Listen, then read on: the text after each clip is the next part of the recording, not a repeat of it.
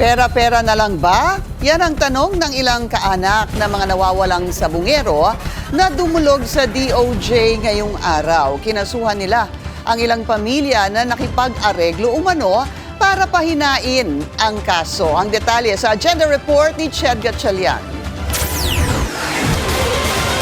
Sabi po, kapag daw po na naging malinis na yung pangalan ni Atong Ang, lalabas na daw po si Atong Ang at bibigyan sila ng malaking pera.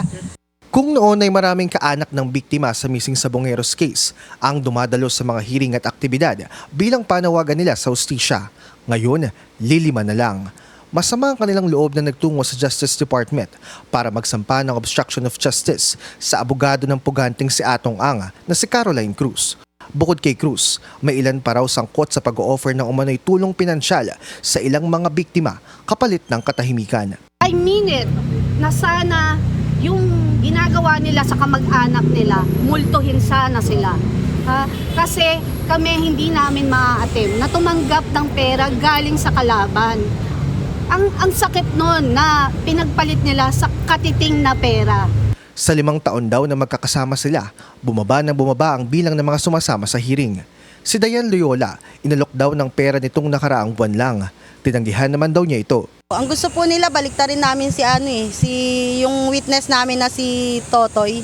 Kahit malay nyo, baka may bumaliktad dun sa mga family na nababayaran ngayon. Kasi yung iba naman dyan, hindi naman talaga sila totally na gusto nila yung ginagawa nila. At ngayong kakaunti na lang ang handang dumalo sa mga hearing, pangamba nila, posibleng humina ang kaso laban kay Ang, ang tinuturong mastermind ng pagkawala ng mga sabongero.